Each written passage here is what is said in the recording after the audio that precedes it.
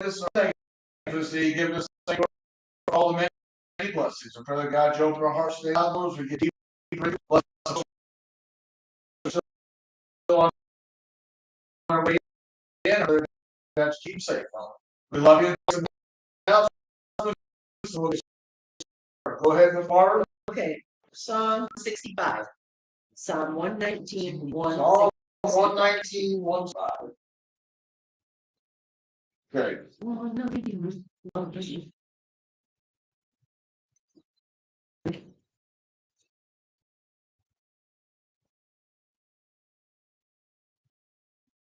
I don't think we had any special.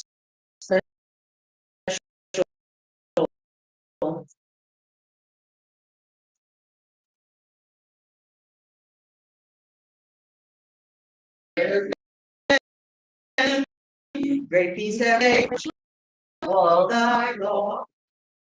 Psalm 119. You know, the horses don't help a little because it's helping joy, peace, you know. And in Revelation 3:20, you know, that's how, yep, it is.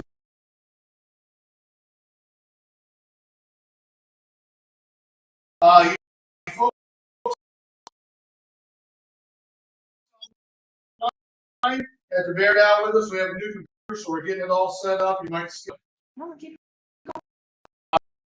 So you know, we're doing what we can do with it. I might say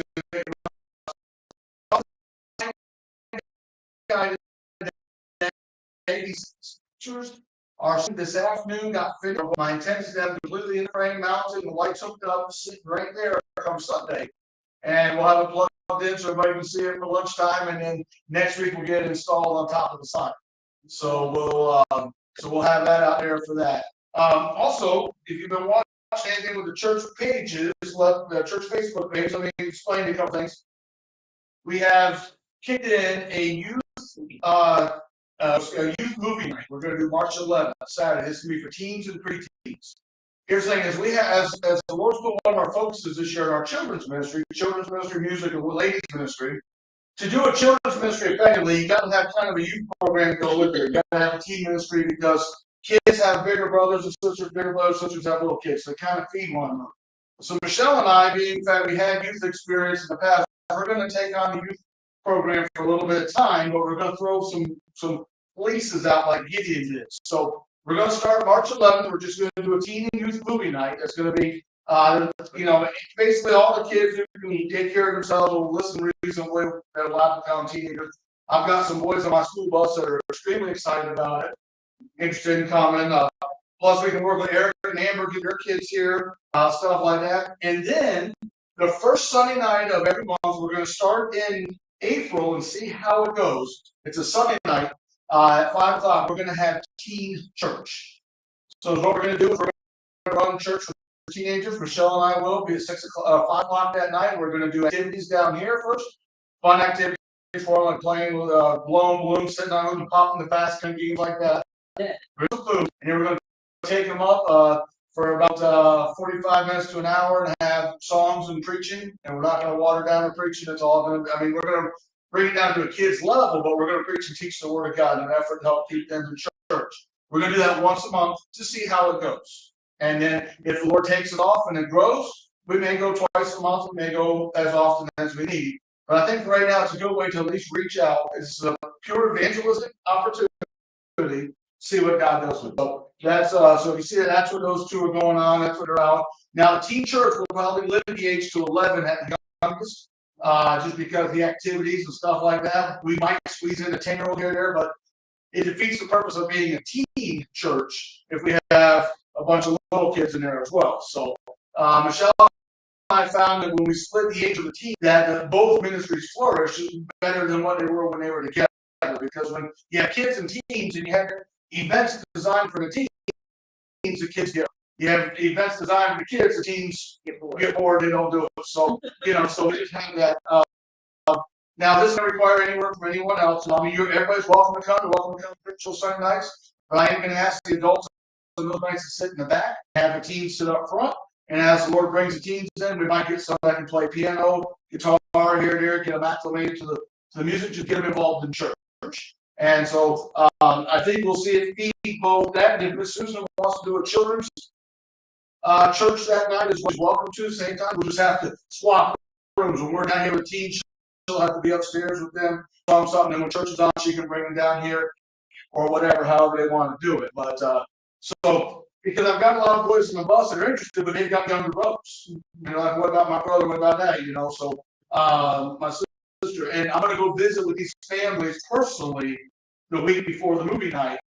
I sent my book, the book about my life. I sent to their houses through the kids, and they've been reading. And one boy told me he was Radolph Martin. He told me, Alex, and I read your book. There's a lot of Bible verses in there. And I said, well, that's good. He said, I didn't know the Bible had that many verses. Well, you keep the mindset, right? And so then he tells me something that really shocked me. He's like, I'm reading it to my dad. I'm like, what? Yeah. And he said, I told my dad the bus driver gave about his life, so my dad said, read it to me. So I started reading it. So I'm like, well, Lord, that's one way to go. Because, you know, public school, putting the gospel in the houses, you know, that's only going to at some point blow up and have great effects. We're going to take the opportunity to take. Plus, it's working with the aid on the bus. So, again, evangelistic effort, opportunity. And if the first time that church doesn't work, a couple efforts will just stop doing it, you know? But I think it's at least a try worth the exploration to do it. So, when you say it, that's what those two are about. The movie night's just kind of a kickoff. I'll do events with the teens 2 times a year. Mini golf, bowling, whatever it is. And we'll still do our stuff with the adults and churches as a whole. But I think it's a good way to build the youth program. So at least get one started. And then we'll eventually work into combining them all fully together somehow along the line. So, anybody have any questions there? I do have something to share. Freedom Baptist in Auburn, the 26th through the 28th, Randy King is going to be Right there. So they have the pastor fellowship on Monday and Tuesday. Yeah. And then, so. Oh, cool. Good. They're not having the BC. They don't have anybody in Russell. All right, let's open up to Genesis chapter 43. So, yeah, so I'm kind of excited to see how the movie night's going to go. I'll make up flyers for that, hand them out to the parents, and then during that time, we're going to have a devotion before we have the movie. We're going to watch Facing the Giants. It's a great movie to watch to start out a group of teenagers with. Anybody here not seen that movie? You ever seen Facing the Giants? It's one of the Kinder brothers, the football team one. Anyway, go on YouTube, look up the trailer, Facing the Giants. It'll give you the trailer. And I mean, you're welcome to come. Adults are welcome to come for that movie night, but it's going to be designed mainly for teens and that, and go on from there. So, all right. So Genesis chapter 43.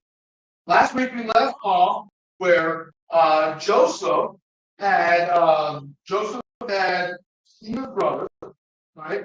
He kept Simeon back, right? He sent the other brothers back to the father's house, and they told the father, told Israel, said, look, Israel, we need to bring Benjamin with us. And Israel's like, I'm not going to lose my last child. You can't have it. And so that's kind of where we're picking up, all right? And I think, if I'm not mistaken, Reuben put his 2 sons as collateral for the life of Benjamin. And Reuben said, listen, slay my 2 sons if I bring them not to me. So we're going to pick up from there. Verse number 1. And the famine was sore and well, we knew the famine was everywhere, but that word sore added there. What is that? Really bad. It's extremely bad, right? The famine was so bad that they're probably starting to starve now. People probably starting to go hungry. Probably still in their mindset thinking, we gotta find some kind of food somewhere. We're gonna die. Because if there's no food growing, the animals aren't growing either, right? The animals aren't produced, they're not doing anything to do.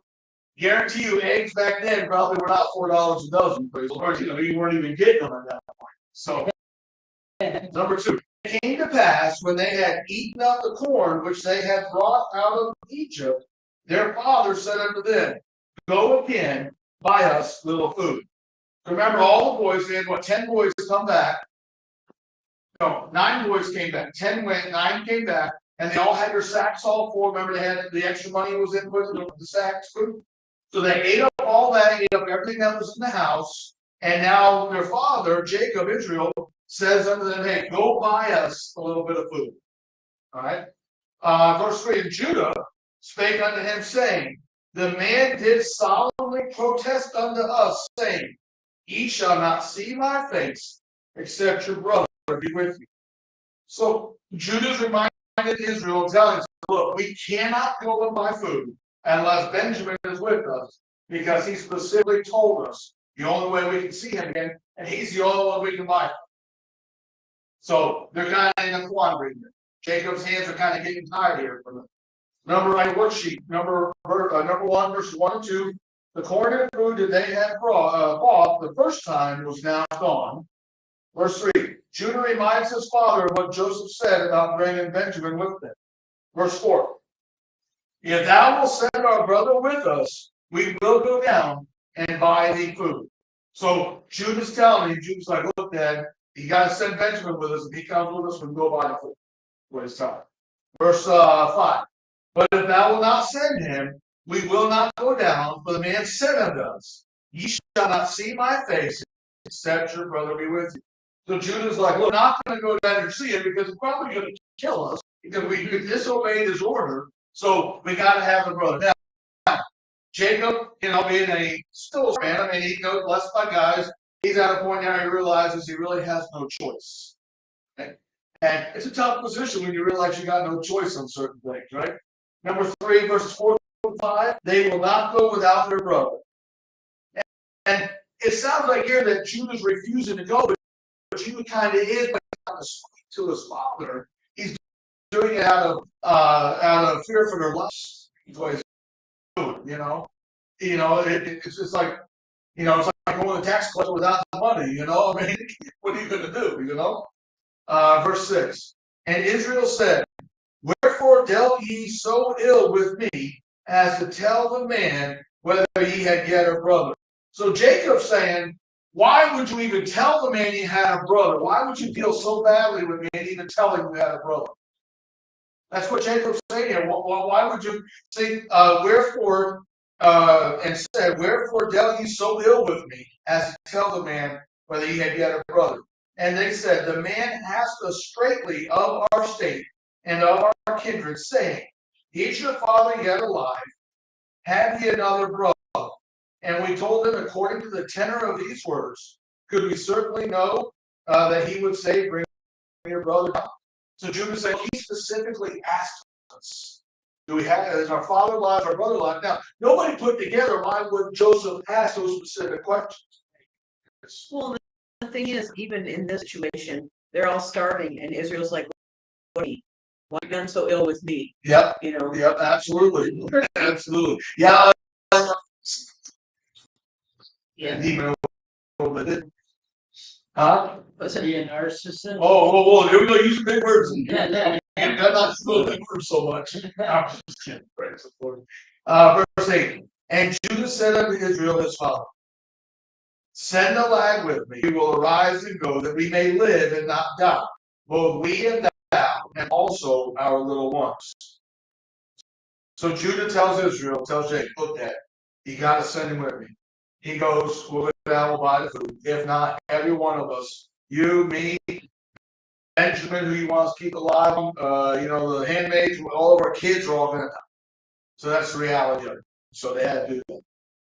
Number 4 in your worksheet, 6 through 8. Israel says, why did you tell the man you had, which we talked about, verse 9, I will be surety for him.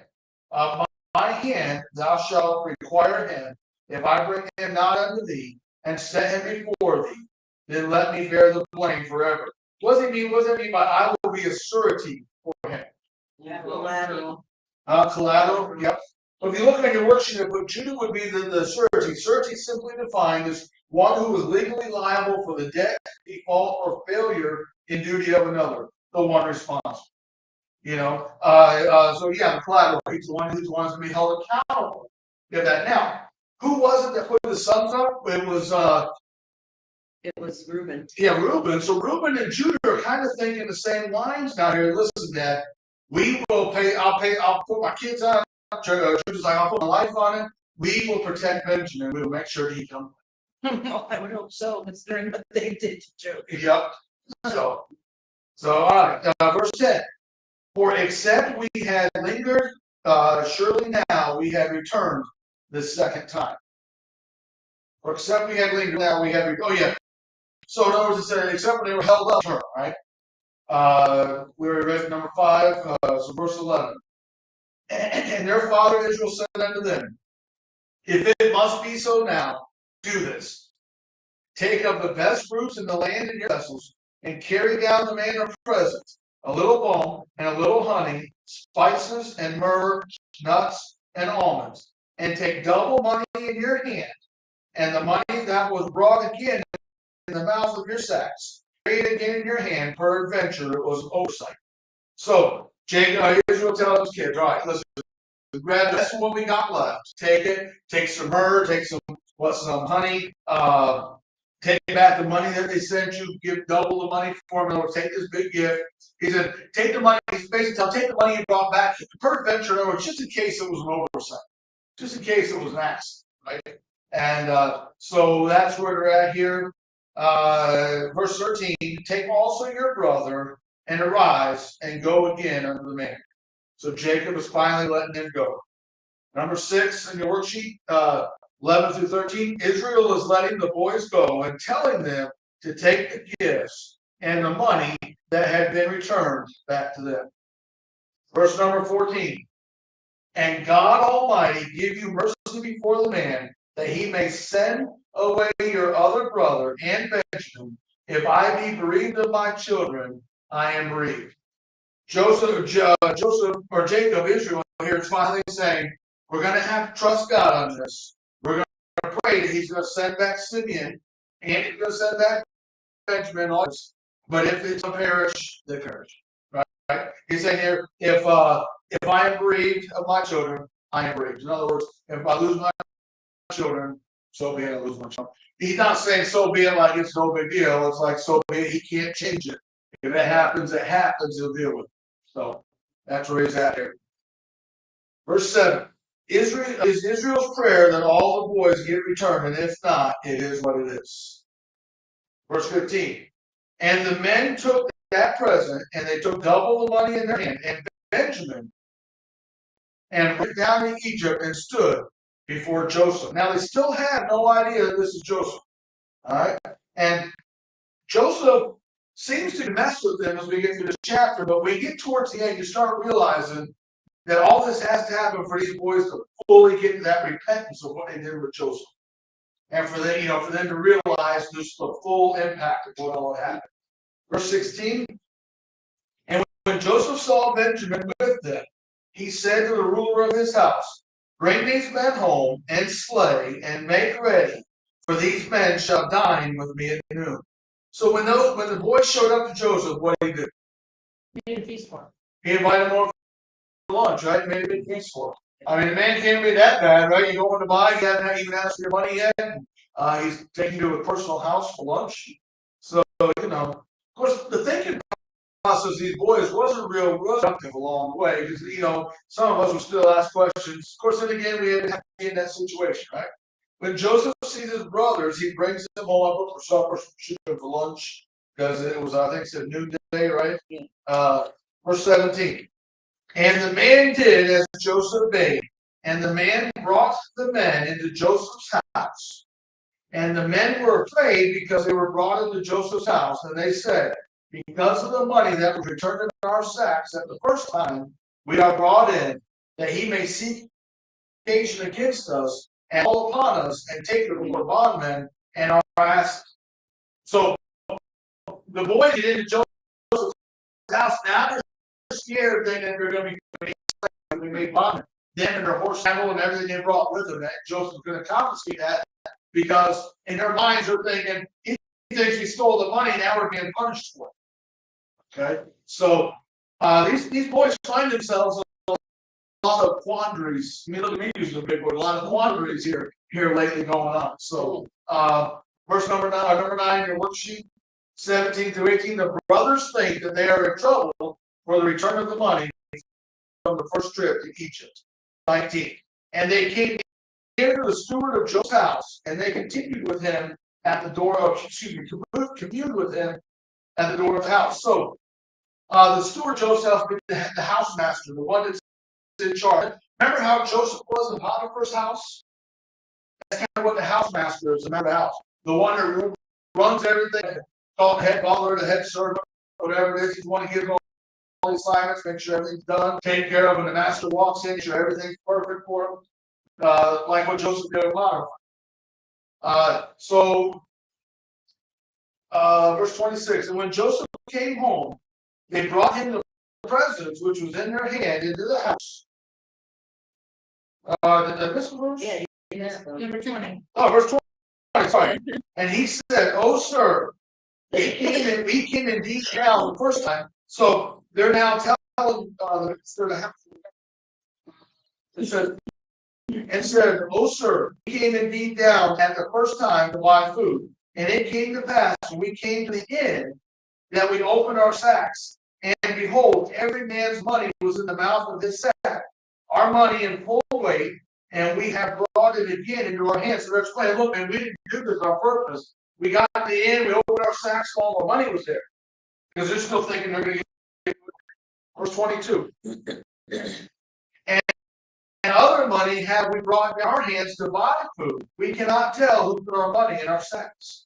So they're telling the story, and they're like, look, man, we don't know who did it. But we brought that money back plus our own money to buy the food. Number 10 in the worksheet. The brothers are explaining to the steward, the manager of the house, what had happened. Verse 23. And he said, peace be to you, fear not.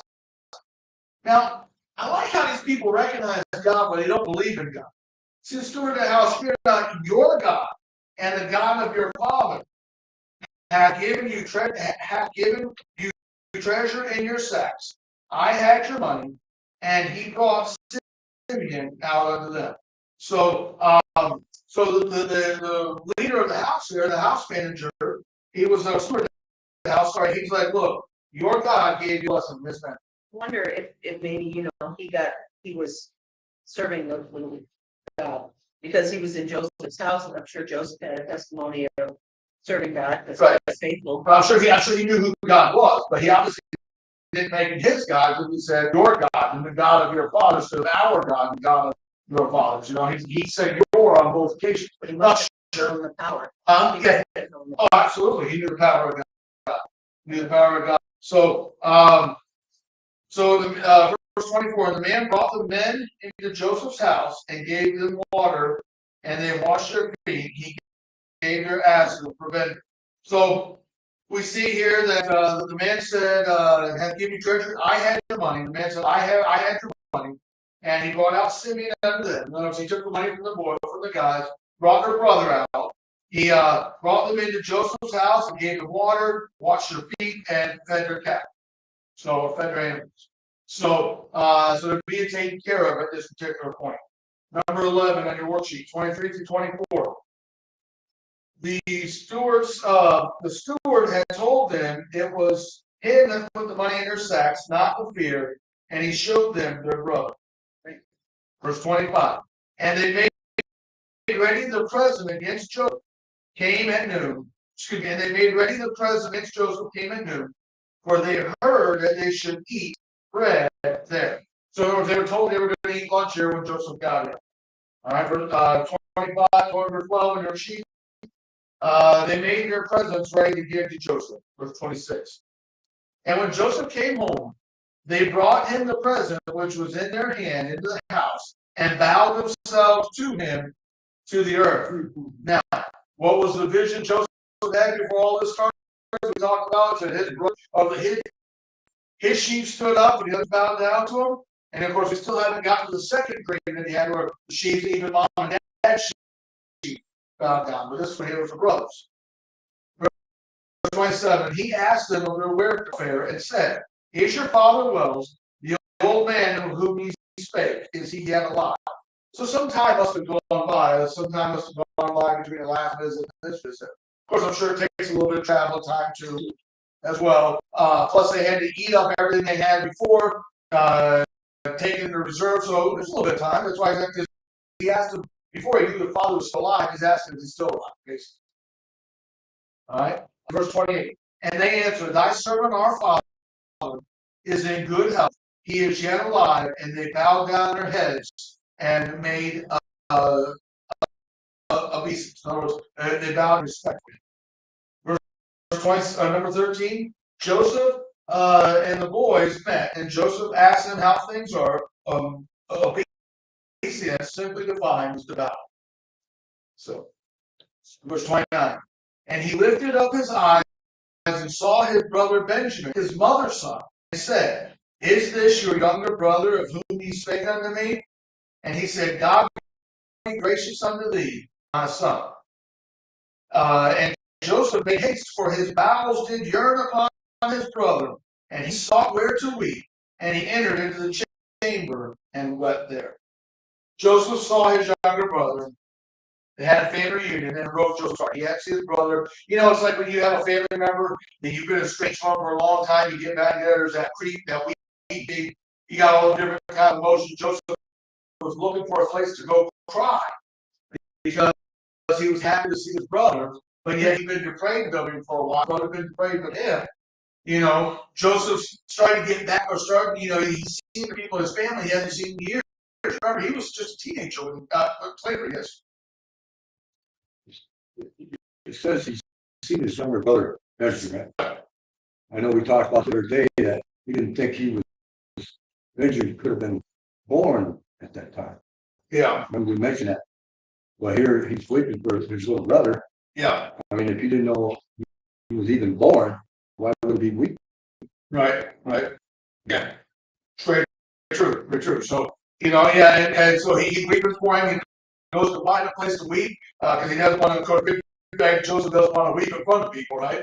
So he goes and finds a place. He's having that somber reunion there. He sees Benjamin, and it just gives him up. So like what he would do with his father. Yes. He was born before Joseph was here. Yeah. So when he was in the pit, he was already born. Yeah, he's here Yeah. born. But the age difference between him? So he was the departing. It doesn't give an exact age, but he was pretty young still, because Joseph was only 17. yeah. So By this time he's getting in his 30s. Yeah. Well, we know Joseph was 30 when he took the second yeah, grain ship, and we're already 7 years. The feast is gone, so Joseph's at least 37. And now we're in the famine in a couple of years. Joseph probably closer to 40 right now. But we figure out the age here. So verse 31, and he will face and went out and refrained himself and said on bread. Joseph gets done, goes back crying, cleans his face up, comes out, tells the servant, put the bread on the table. And they sat on for him by himself, and for them by themselves were the Egyptians which did eat with him by themselves, and for the Egyptians which did eat with him by themselves, because the Egyptians might not eat bread with evil. From the Egyptians. If you like these two tables here, the boys' table, Joseph had to be here at the other table. Otherwise, he couldn't sit with them and eat because it was a bomb. They could eat in the same room together. So Joseph had his place. They sent the boys somewhere else, so that the two had separate eating places. Verse 33. And they sat with one another. In other words, like how did they know who was in what age and all that stuff, right? And messes unto them before him, and Benjamin's mess was 5 times messes. to send their food from Instead of food, Portions of food. portion, and Benjamin else did. Could you imagine us having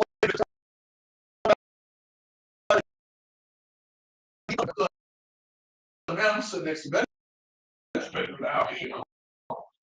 overflow. He wasn't.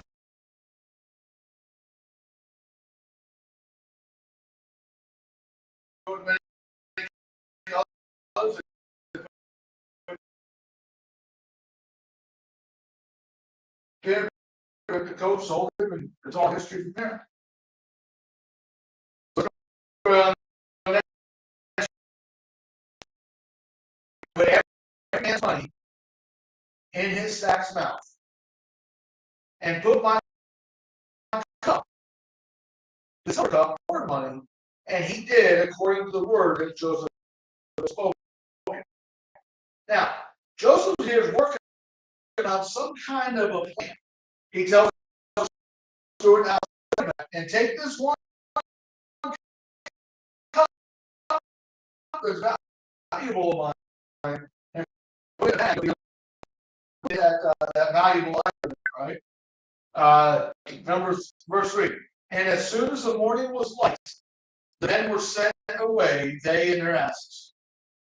Number 1, verses 1 through 3. The brothers' bags were, their money was in the bags, and the silver cup from Joseph's house was in the bag. Verse 4. And when they were gone out of the sea, and not yet far off, Joseph said unto his steward, Up, follow after the men, and when thou dost overtake them, say unto them, Wherefore have ye rewarded evil for good? So, wherefore have ye rewarded evil for good? So in other words, Joseph tells his steward, look, take an army with you, go catch up to the men, find them, and when you get there, say, look, man, we did all this good for you, and how come you did us wrong? That's what he's telling, that's what Joseph tells the steward to do. Now, the steward of the house, his job's not to question, his job's to do, right? But he doesn't have that mind of his own. What do you think he's thinking? He's like, Why did he set him up? yeah, he's like, man, you did this, you set him up, now you want me to go after him. You know, the steward was none of my business, I'll go catch him and ask him, you know. And then again, maybe Joseph could find that he thought what he was doing, you know? But the servants' jobs were not to question what their leadership was, it was to do what they were asked to do. Like with Hitler, Germany, and the guards, what they did to the people in the concentration camps, Oh, yeah. their excuse was, I was only doing my job. Right, right. But no, I agree. There comes a point that you got to stand up. In these particular situations here, you know, this was immediate disobedience. There, you know. Verse 5. It's not this it in which my Lord drinketh, whereby indeed he divided he done evil and so doing. So we'll go with that with verse 4 again. And when they were gone out of the city, and not yet far off, Joseph said unto his steward, Up, follow after the men, and when thou dost overtake them, say unto them, Wherefore have ye rewarded evil for good? Is not this it in which my Lord drinketh, and whereby indeed ye divided? Ye have done evil, so Like reading tea leaves, like reading tea leaves, fortune teller thing. oh yeah. Yeah, so basically he's supposed to take him when he finds the cup and why, you know, this is my master. You know, joke. Verse number 2 on your worksheet, go and chase after them and accuse them of stealing the cup. That's basically what he was telling them. Verse 6, and he overtook them, and he spake unto them these same words. And they said unto him, Wherefore saith my Lord these words? God forbid that thy servant should do according to this thing. So the boys are like, man, God forbid. Basically, how dare you accuse us of doing that? We weren't doing that. God forbid that we should do this. Now we're going to see a similarity here in just a minute of something that's said. Now we're going to see that Jacob said when Rachel stole the idols from her father Laban, right? And Jacob had no idea she had. So we're going to see something here. Verse 8. Behold, the money which we found in our sacks found, we brought it in unto thee out of the land of Canaan. How then should we steal out of thy Lord's house silver or gold? In other words, the boys say, look, the money we had the first time we brought it back. What makes you think we're going to steal from it? If we brought it, we stole, we wouldn't have brought the money back. I mean, plain and simple. Verse 9. With whomsoever my servant did be found, both him die, and we also will be my Lord's bond. So that they knew they had stole. They made a promise, the same as Jacob did with Laban. Knowing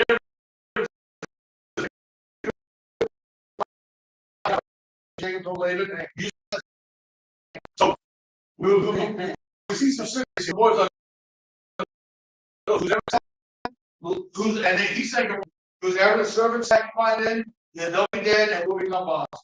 That's how sure they were they didn't steal.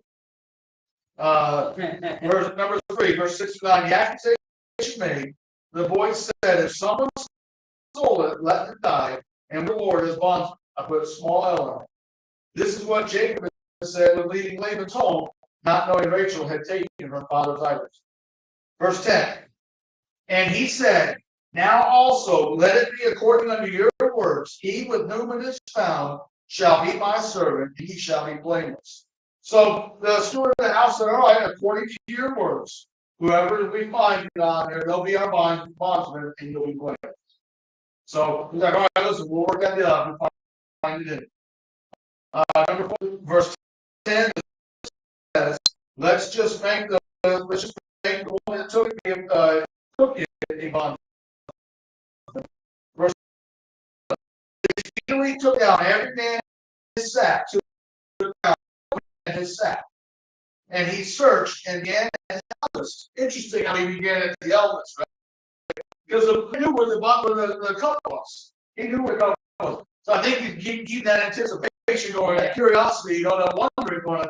Because these boys remind you, I mean, you don't take it, or probably ask them, did one of y'all take it? Because verse 11, and they speedily took down every man his sack to the ground, and opened every man his sack.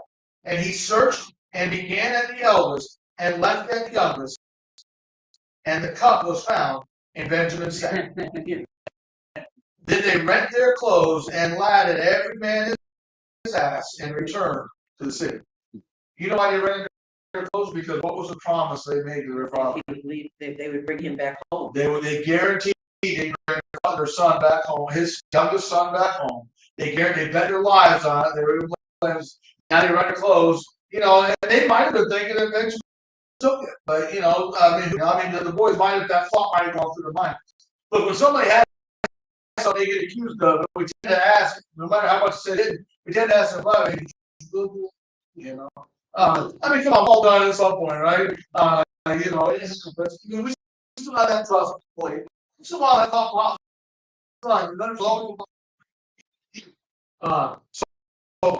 so they rent their clothes. They were in sorrow, but so they packed up all back to the city where Joseph was. Number 5 on your worksheet, 11 through 13. The search is on, and they found the cup of Benjamin's bag.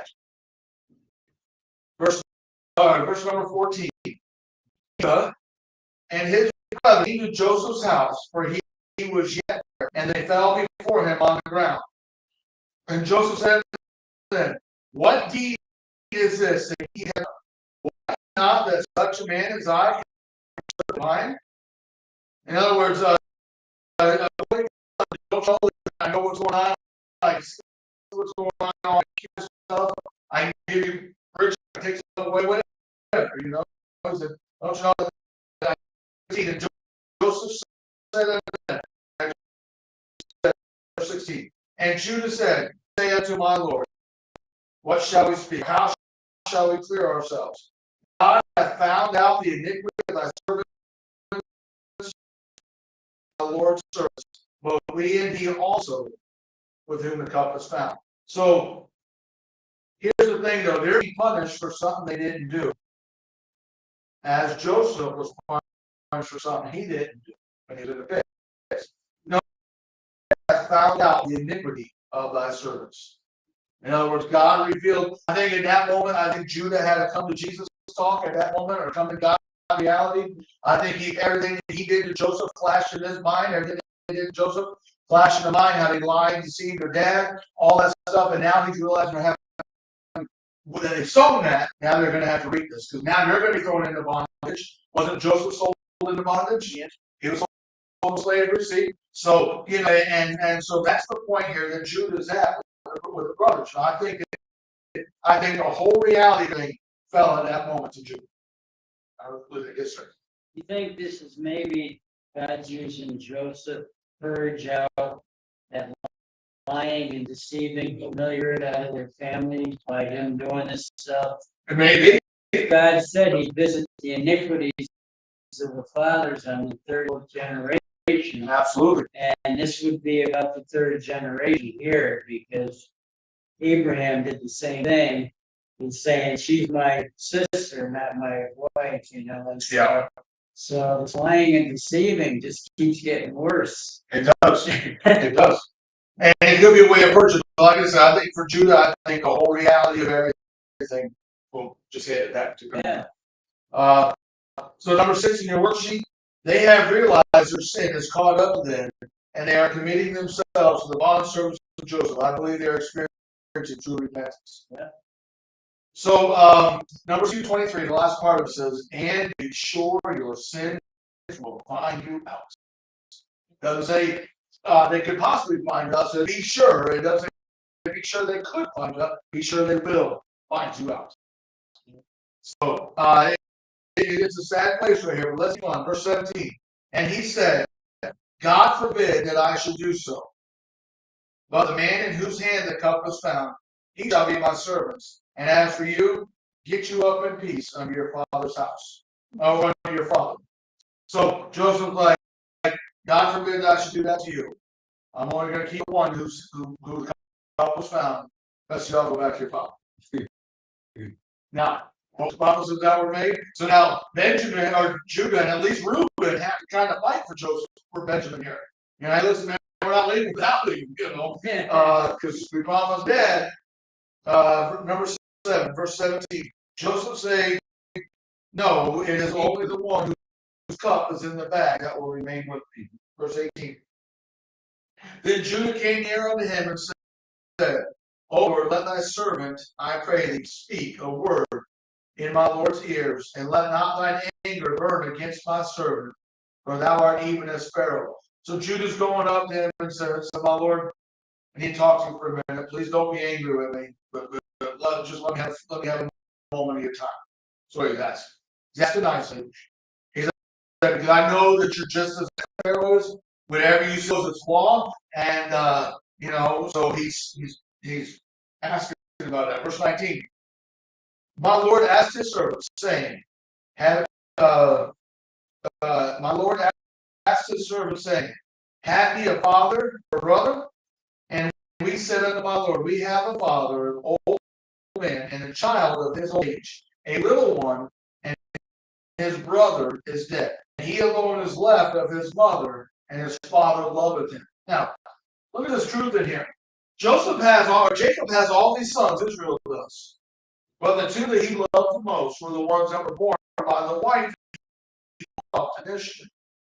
He got stuck with the other one. I don't mean it's stuck in a bad way, but he was tricked out of Rachel with Leah, right? He didn't really love her. And he had children with her. Then Rachel and Leah played the game with each other, the handmaid game. You know, you take my handmaid, you take mine, and all that. So all these kids are born. But the two that Jacob loved were Joseph and Benjamin. That's why he said he's the brother of what was that said? Verse 20. He said unto my Lord, we have a father, an old man, and a child of his old age, a little one, and his brother's dead. Now, those two alone, his brother's dead.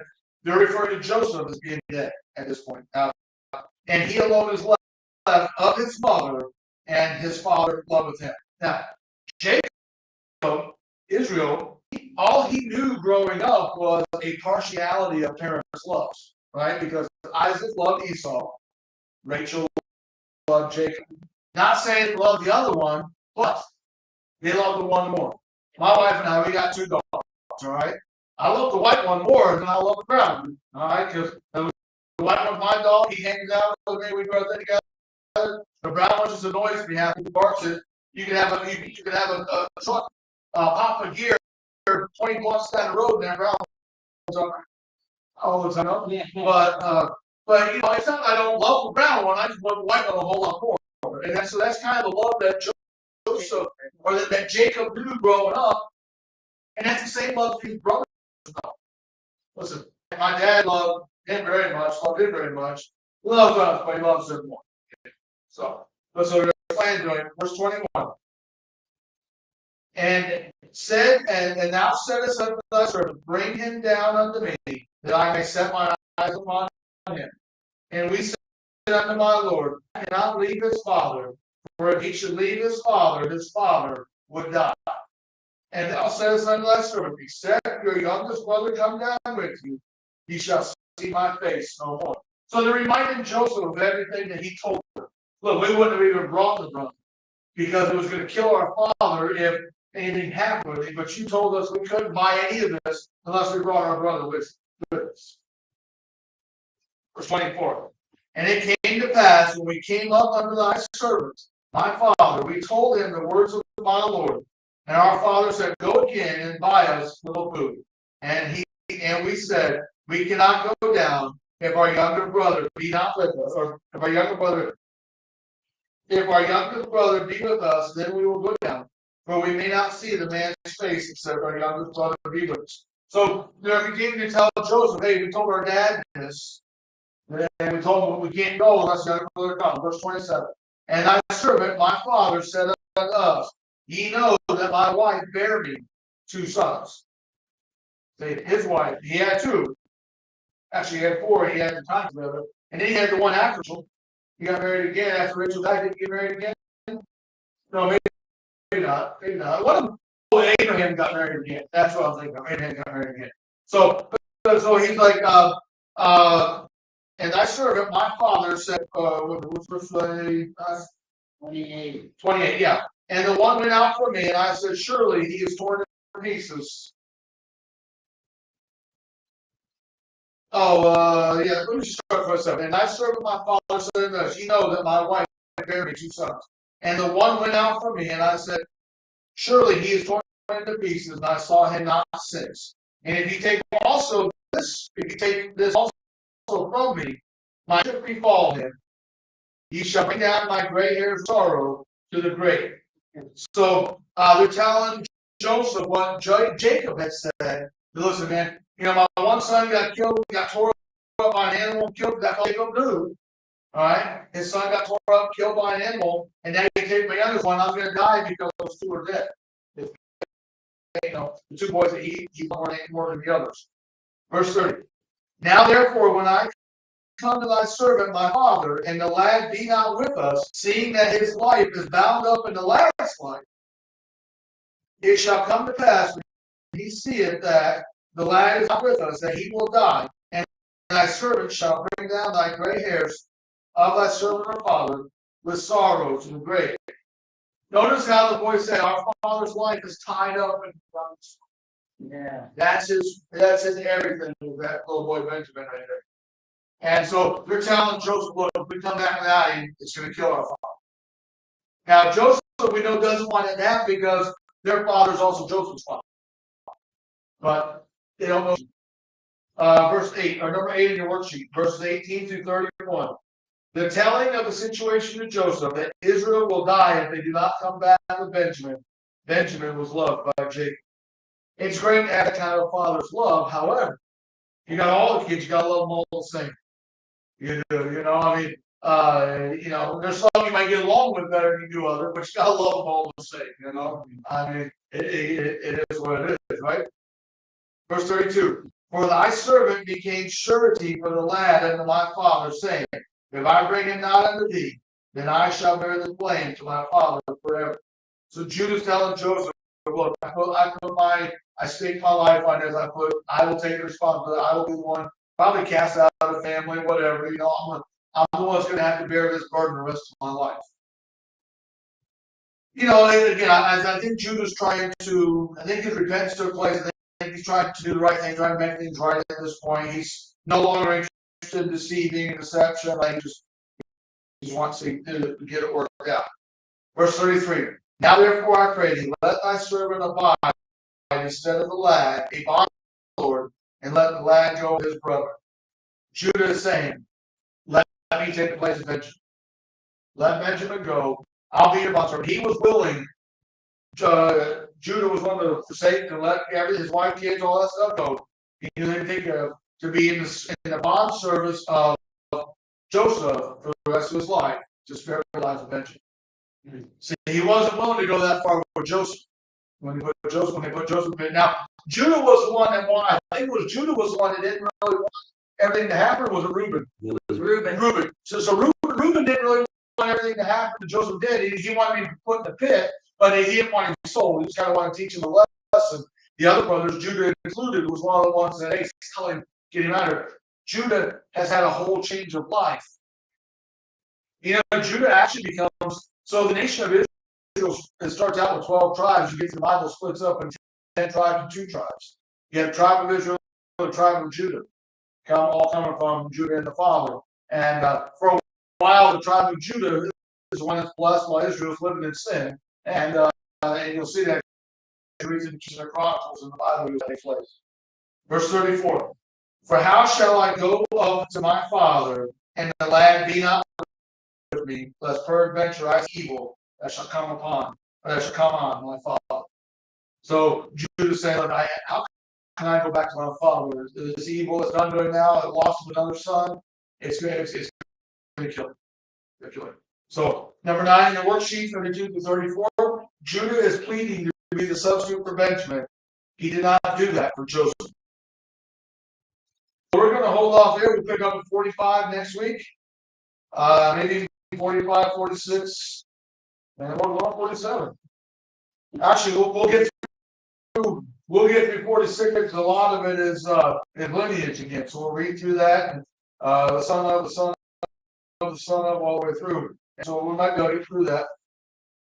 So a lot's going on here. This last part of Genesis, huh? You know, as some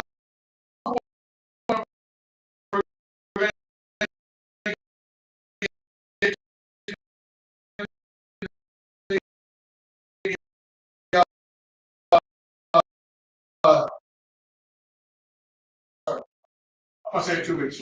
Next, say it in 2 weeks. So, all right. So, good study night. So, let's you folks online, if you're still with us, if it hasn't skipped around too much, we'll catch y'all Sunday. All right. Bye bye. So, it look like it'll skip